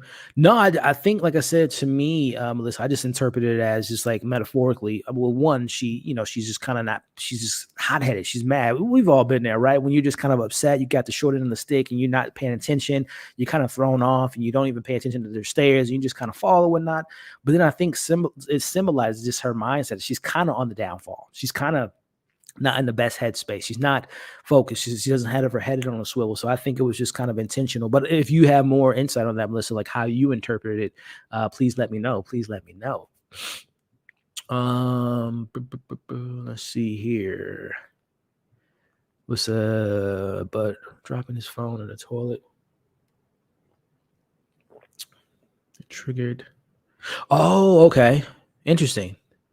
So you're saying that could have triggered his well, again, when I looked up the medical condition, I don't think it has anything to do with it's like a blood clot from what I remember. But I mean, yeah, there's a lot of stress. It's a stressful job.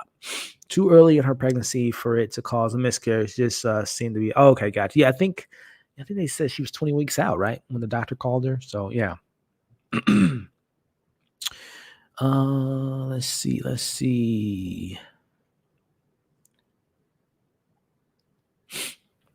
see, John. It seems like Kendall took his father's "You're Not Serious People" ending to heart and got super cutthroat. That's a good point, John. I like where your head's at with that. Definitely, if I got to be, like I said, you got to make these tough decisions when you're in their position. So really great call out there, John.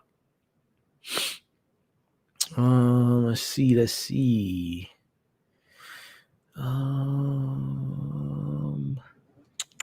Shiv may have to get back with Tom to have some leverage. Her brothers are gonna F her. Just to get more. Yeah, I mean, it is 2 against 1 right now. But I mean, Tom doesn't have any leverage or have any skin in the game per se. He's the, he runs the. I don't know if Sid's fired or not, but he does have ATM, but that's under Kendall and under Rome. So I don't know if getting back to him gives her leverage per se, but at least it's good to have someone in a corner. But no, I think we've seen the end of them. I don't know if we're going to see them get back together, but she does need someone on her team right now. Team Connor. Melissa, I see your comment here. Let's see. Oh, that's a good point. I forgot to bring that up in the notes. Yeah, that conversation making him, how Shiv kind of mentioned that she felt like they were responsible for the death of their father. He would have never been on the on the plane if they would have just took the deal. And, of course, but that's just life, right? Whenever something tragic like that happens, or just in general, right? We always just that butterfly effect that that at least I'll just speak for myself. I always do, like, what if I left the house 5 minutes earlier? What if I would have said yes versus, you always have those conversations, especially when someone passes away. You always have those type of those thoughts in your head. But that's yeah, that was a point that she mentioned. That was definitely a big moment in the episode. Disco Ball, what's up? What's going on, my friend? When Ken zoomed in to the doc on his phone, he saw that he was crossed out, not underlined. That's why that's why he went to Hugo and said the smear. Yeah. Like I said, no, it didn't matter to him if it, again, like you just mentioned, it was crossed out, like I had said earlier, but it doesn't matter now. I need to take control, right? And take control of the situation. So yeah, I love that, getting to that point. But good call out, my friend. Ken is no Logan. And again, like I said, I wasn't saying he was a full Logan, but he's taking those baby steps. Again, you gotta imagine Logan wasn't born this way. Logan wasn't probably cutthroat his entire time. Again, he kind of built his business from the ground up. But I would imagine, and if they ever, again, I doubt that we'll get any spinoffs or follow-ups. Who knows? Money is money. Completely different IP. But Harry Potter, there's so many examples of rebooting franchises and bringing back franchises. And again, that's a whole other beast within itself. But if they were to ever do, a spinoff or whatnot, I would be very intrigued to get like a Logan prequel series. Seeing him building his company from the ground up, seeing the kids when they were kids, and seeing him falling in love with Connor's mom and how that came to be, and falling in love with their mom, the kids' mom, the 3 kids, and all that stuff. And that would be something I would really be interested in. I mean, of course, that's a big shoes to fill, like casting a younger version of all these characters, the kids, and of course, Logan. But I would love like a prequel, like a little mini. It doesn't have to be multiple seasons, just one spinoff mini series, limited series of Logan Roy, his rise to fame, or his rise to building his empire. I would be interested. I mean, hell, we got all these goddamn Game of Thrones spinoffs, which I love. Game of Thrones, House of Dragon, and there's a couple other that they had mentioned last week with their announcement. So, but I doubt it would happen. But I would be down for it. A Logan prequel series to kind of show you his humble beginnings. Yeah, his inner Logan. Yep. Skyler, he's gonna fall hard, man. We'll see. We will see. Greg is gonna be the one. I wouldn't be mad at it. I wouldn't be mad at it, my friend. Oh yeah, well, I mean, all these houses are gorgeous, right? All these homes are just incredibly beautiful, and the views are incredible. I think he's good. I don't think we're going to see that. At least I hope not, because that would feel like a little bit too repetitive to me. So I hope he doesn't go down that path. Maybe Greg's father and then Greg. Maybe Greg's father and then Greg. Help me out, Michelle, with that comment there. I'm not sure if I follow. I know, Melissa. That's so great, right? That there's 6 more episodes. It's been. I've been taking it all in. So yeah, I'm love that we got 6 episodes left. I hope they wrap it up. I think they will. Well, I'll read the rest of your comments. I hope we wrap it up satisfied. Personally feel there's another season warranted. Melissa, I hear what you're saying, but I've always felt like this show from the very beginning only had a good 4 to potentially 5 seasons. But I'm actually happy again, we got to see how they end it. But I feel confident enough based on the track record. Their credit's good with me that they're going to close this out in a good way. So I'm hopeful. But they just have a plan, and I think they're going to stick it through. Madison is going to use Roman against Kendall. We'll see, man. We saw that trailer last week. It looked pretty intense. We got an 8 out of 10. We got Ken as the MVP for the night, and I agree with you. We got Ken as the MVP. Ken, yes. See, man, that's why I know we get along. Y'all, we always on the same wavelength. There definitely has to be a prenup. Yeah, I think that they established that there's definitely a prenup between those two. Ken is the MVP. We got an 8.5 out of 10. Ken is MVP. My man Maddie, 7 out of 10. That's funny, man. I don't even know if Connor's crazy ass is gonna if he even has the liquid to do that, but we'll see. 9 out of 10 from Lewis.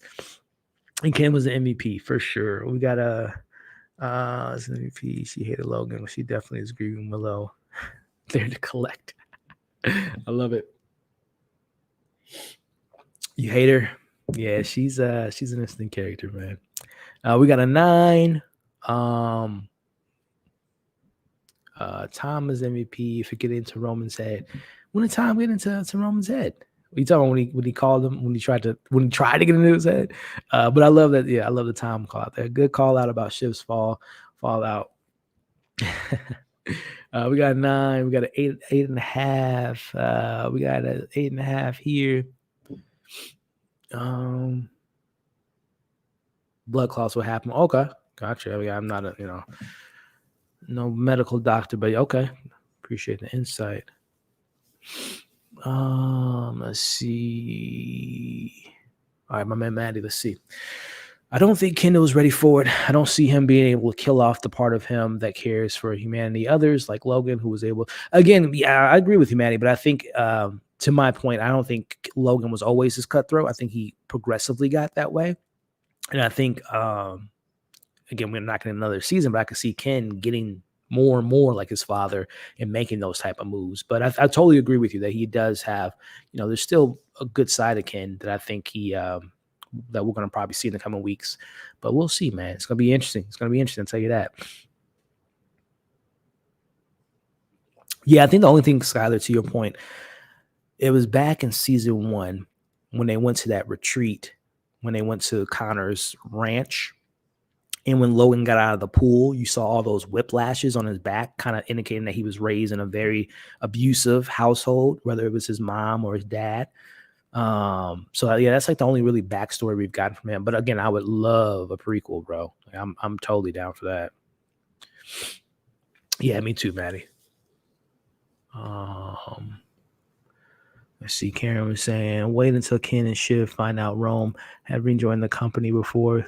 I mean, he kind of alluded to it tonight, Karen, when he said that he had more relationships they didn't know about that they can talk about another time. But yeah, Marsha and Jerry are savages who play the long game without emotional attachments to men. That's how Shiv needs to be successful in this world. Good point. Good point, Disco. I don't think Jane want a prequel. Yeah, like I said, it was just pipe dream. I doubted it would be one, but I would be down for one.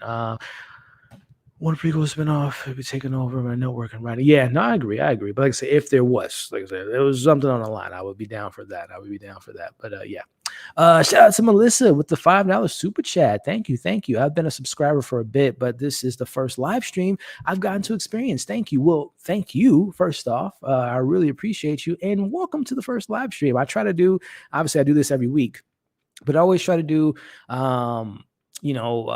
1 or 2 live streams a month, whether it is a series discussion like we did for Swarm last month, whether it's a movie live stream, which we haven't done a watch along for a while. I do a lot of watch alongs too, but I'm so glad, Melissa, you're able to join with the first live stream. Hopefully this is one of many. Hopefully you can join us next week and for whatever live I have signed up for. So awesome. Thank you. I'm so glad you were able to join the first one tonight. And I thank you. Very appreciative of that super chat.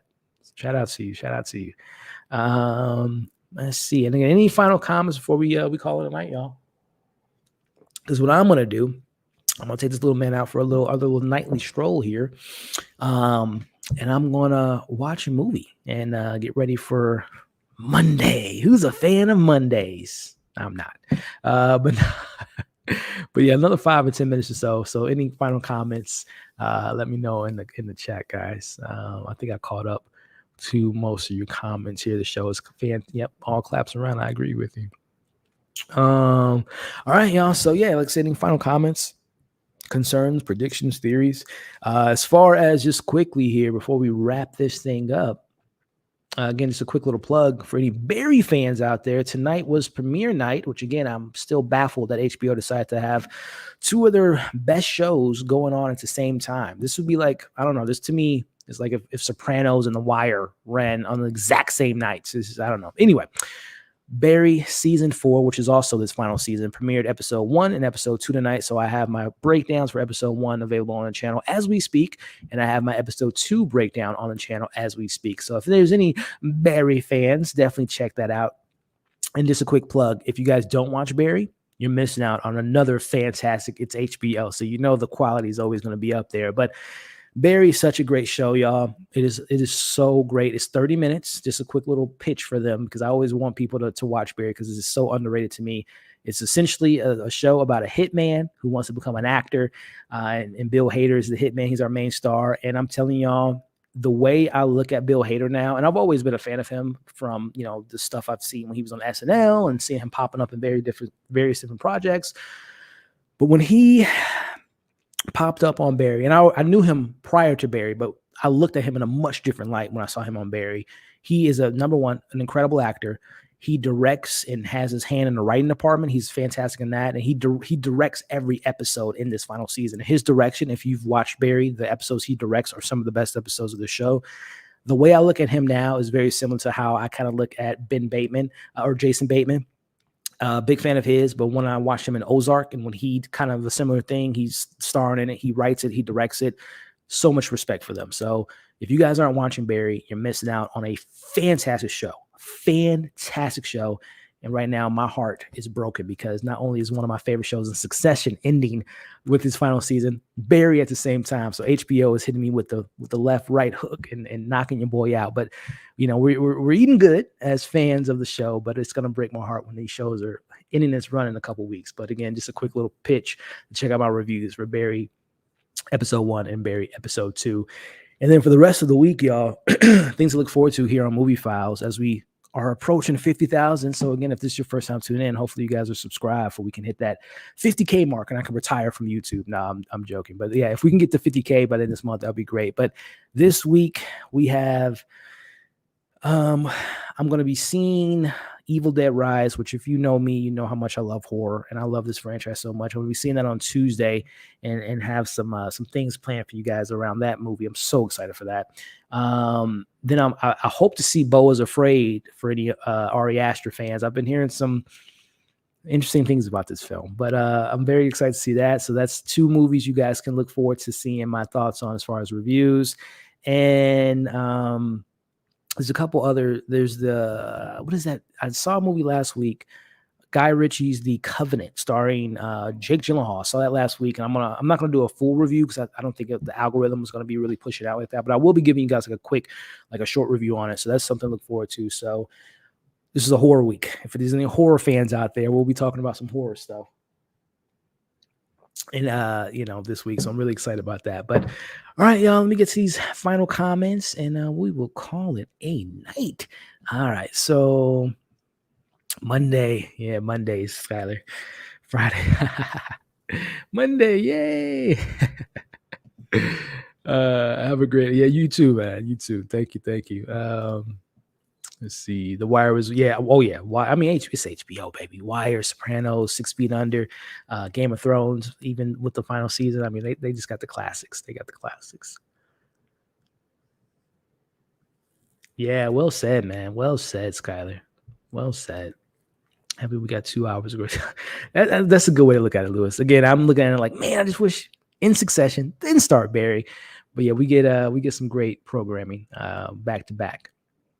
Actually, HBO would, excuse me, HBO would always have big hour shows at 9 p.m. followed up by 2-hour shows at 10 p.m. to 30. I'm trying to think. It's been a minute since I can't think of 2 big shows premiering back to back like that. It's been a minute, at least on my eyes. But correct me if I'm wrong, man. I love it. I love Barry so much, man. It's so freaking good. HBO has Sundays on. Oh yeah, no doubt. Yeah. There you go. Check it out. Yellowstone. I gotta check it out. I'm so behind on Yellowstone. I haven't seen an episode, but I hear it's fantastic. More as an actor. Yeah, he's so great. All right, I think that was this here. Last question, maybe. Are you worried at all about the future HBO with Barry Succession ending, new merger with Discovery? Great question, John. It's a great way to end tonight's discussion. Because it almost kind of ties into this show with the merger and new things being bought, new companies stepping in, new CEOs coming in with David Zaslav. Man, that's a really good question, John. I wouldn't say I'm worried. I hate the name. I'll be honest. Branding's everything, and I hate the name. But I'm not too concerned with the, two big shows like Succession and Barry run in its run, because of course we have many other things to hopefully look forward to again, whether you have your season 2s of House of the Dragon, whether you have the new season of True Detective, which looks incredible from that trailer they showed, things like The Penguin, which I'm excited for. And, just speaking to that side of it, hopefully we get some great quality TV with the DCU projects like The Penguin, like Green Lantern, so on and so forth. I'm a big fan of White Lotus, which is coming back for season 3, probably next year. We have, I'm a Euphoria fan. If we ever get those, those actors besides Zendaya, she's the only one that's clean right now. Everyone else is just effing up. But Euphoria is coming back next year. And of course, Sam Levinson has a show coming out this year, I think The Idol, which has its own issues behind the scenes. But no, again, going back to your question, I'm not entirely nervous, because I think HBO has like their own division as far as like their writers, their producers and stuff that are pretty locked down with projects. So yeah, I'm not too worried about them mucking things up too much besides that terrible name. But last comments, it's time for a rewatch of 6 Feet Under. That's a great show, Karen. That's a fantastic show. I don't understand the pricing changes and the HBO thing. Yeah, I didn't see the prices. As long as they keep me where I'm at, I'm good as far as pricing goes. But they kind of got away with that, with it. But it would be often Sopranos at 9 and Sex. Oh, you're right. I mean, yeah, and to your point, yeah, that was what, early 2000s, mid 2000s. So yeah, it's been a minute, but you're so right. Yeah, so Soprano. I didn't watch Sex and the City, but I know that was during that time when it was at its peak. And then yeah, so you make a good point. But again, that's what, like 10, 15 years ago. So yeah, this is kind of an old thing that they did, but it's been a minute, man. But yeah, they did used to have some of those bigger shows. But those were two. Succession and Barry are two different shows, but it's almost like I think they share the same audience. So Sopranos and the people that watch Sopranos and the people that watch Sex and the City, I'm not saying there isn't any crossover, but there's less of a crossover than I think it is with Succession and Barry. So to me, it's just like counter programming. You have two shows that are so, they play more into the drama and a little bit of satire, a little bit of, comedy in there. So I just personally felt that they should have waited for the Barry premiere after Succession ended. From my personal opinion. But no, you're totally right, though. You're totally right. Yeah, the early 2000s, man. Again, HBO's been the king for a while. I remember when you had to rent your own HBO. Yes. So, man, times are different. Times have changed. And speaking of different, man, y'all looking at one of the future writers right here, Skylar, who's going to be probably writing some of our future favorite HBO shows here sooner rather than later. But I feel like Warner Brothers was doing just fine by themselves before. Well, Skylar, they weren't doing that fine. That's why they got bought out. Financially, they were bleeding, man. So financially, wow, yes, it looked good from the outside, but on a business level, their numbers weren't that great. That's why, Discovery had to come in and David Zaslav had to, put that was it $44 billion or whatever that deal was from when they bought it from AT&T. So yeah, they weren't doing that great. But I hear you. Let's see here. Our age, we show our age. that throws it back when you brought up renting that box. All right, y'all. Last comment from my man Skyler. That's the plan. LOL. Thank you. Of course, man. Of course. I can't wait. Can't wait to watch your first written show or movie because it's going to be awesome. But speaking of awesome, all of you all have been awesome. I appreciate you. These Sunday discussions are always something I look forward to. With all the craziness throughout the week, I always look forward to these Sunday night conversations with this awesome community. So again, I appreciate you all. Before you leave, just a reminder, just hit the little thumbs up if you had a good time, because I certainly did. Hit the share button, if you guys wouldn't mind doing that, and leave your thoughts in the comment section for those watching the replay. I always like to read the comments. I might not be able to always engage with them or respond to them, but I always like to read them and leave a heart and leave a thumbs up because I really appreciate you guys engaging with the content. So I really appreciate that. And then, of course, last thing but not least, subscribe, man. Do your boy a favor, hit the subscribe button. Movies, shows, live streams, watch parties, short form content, long form content, you name it. We try to do it all over here. It's a one-man show as far as making it, but we're a community in the sense of we have a good time over here. So definitely consider subscribing if you guys haven't already. So have a good Sunday night. have a great Monday and a great week ahead. And I will see you guys again for my movie fans, talking about Evil Dead Rise, talking about Beau is Afraid. And I'll see you guys next Sunday talking about Succession. So on that note, yep, have a great week. Have a great week. And we'll end it out on this. Thanks, everyone. Hope to be here next Sunday. Hope to see you next Sunday as well. And I hope you enjoyed your first live stream. I hope it was a good representation of what we do over here. But outside of that, you guys have been awesome. We'll see you later.